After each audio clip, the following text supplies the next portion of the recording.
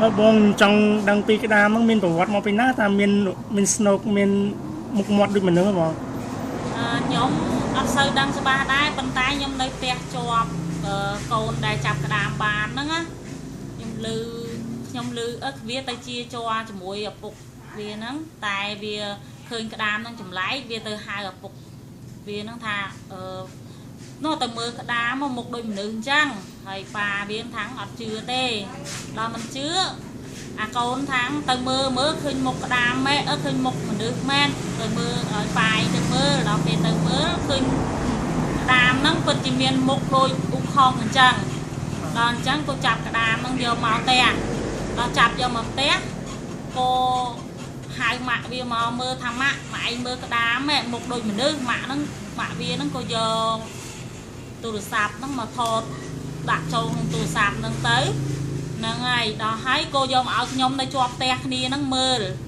ថាអ៊ីជួយមើលនេះក្តាមហ្នឹងមានមុខដូចមនុស្សអញ្ចឹងហើយខ្ញុំក៏បានមើលក្តាមហ្នឹងមែនដល់មើលទៅឃើញ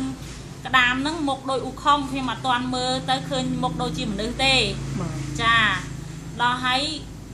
វាក៏បានយកក្តាមទៅទុកក្នុងដបទឹកសុទ្ធវាហ្នឹងមួយថ្ងៃដល់ស្អែកឡើងបានមានមនុស្សមកផ្អើលមកមើលច្រើនស្រាប់តែក្តាមហ្នឹងវាផុសចេញមុខជាមនុស្សពិតមែន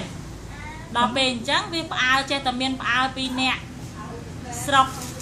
ផ្សេងមកមើលអញ្ចឹងតាមភូមិតាមដូចជាខេត្តកំពង់ចាមសួងក្រុងសួងអីក៏មកមើលដែរដល់ពេលមកមើលគេឃើញថាមានមុខដូចជាមនុស្សមែនមិនភ្នែកអត់បិទបើកបានទេចាបិទបើកបានមែនដំបូងខ្ញុំមើលអត់ទាន់ឃើញទេថ្ងៃទី1តែថ្ងៃទី2ទី3ក្រោយមកស្រាប់តែមានភ្នែកហ្នឹងបិទបើកដូចមនុស្សយើងធម្មតាអញ្ចឹង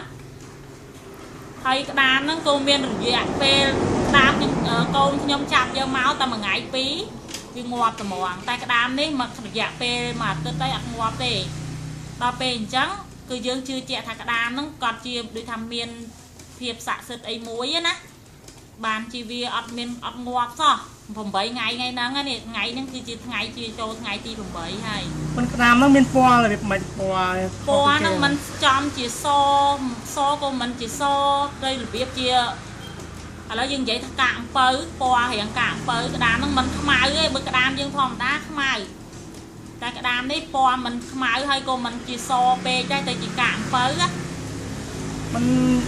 អាចមានការស្រាក់សិតទេមានគេយកទឹកយកអីទៅ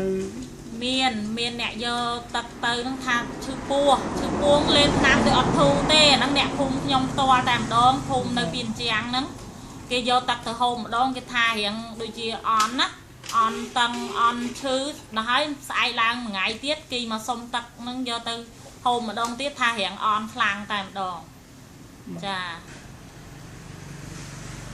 ហើយប្រហែលថ្ងៃហើយបាយក្តាមនឹងបានចាប់បានមកហើយប្រហែលថ្ងៃវារយៈពេលក្តាមនឹងចាប់បាន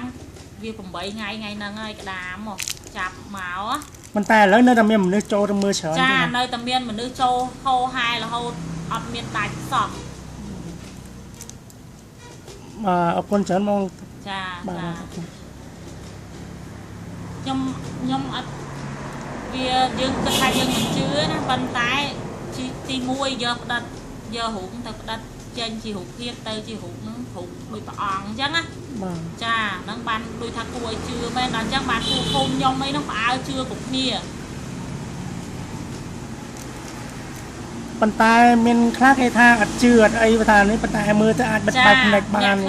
អ្នកខ្លះជាពិសេសគឺប៉ុសទួមខ្ញុំវាមិនដឹងប៉ុសអីណាថ្ងៃហ្នឹងប្អូនម្ចាស់ដែលកូនចាប់បានក្តាមហ្នឹងម្ដាយវាមានប្អូនប្រុសនៅភ្នំពេញហ្នឹងណាគេបាននិយាយបង្ហោះ Facebook ទៅថាឲ្យមានក្រុមទូមកថតអញ្ចឹងណាចាប៉ុន្តែក្រុមទូថាគេមិនជឿហើយគេប្រាប់ថាបើបងមិនជឿសូមឲ្យបងអញ្ជើញមកមើលផ្ទាល់នៅទីកន្លែងដែលមានទុកក្តាមហ្នឹងគឺភូមិអីបងភូមិអីស្រុកអីណាភូមិបើយើងនិយាយថាភូមិ44ណាឃុំប្រធានស្រុកអូរងើខេត្តកំពង់ចាមគេហៅពីអញ្ចឹងចាបច្ចុប្បន្នដែលយើងច្រើនហៅភូមិពីអញ្ចឹងអញ្ចឹងហ្មងបាទចាបាទបើសិនណាចង់ដឹងចង់ច្បាស់ឲ្យអាចមកចាអាចមកមើលដោយផ្ទាល់มันមានការភូតកុហកអីទេព្រោះក្តាមហ្នឹងពិតជាមានមុខមនុស្សនៅលើ ខុសចេញពីស្នូកក្តាមមកពិតមែនចា បាទអរគុណច្រើនមកប៉ុណ្ណឹងសិនបង ចា បាទ ចា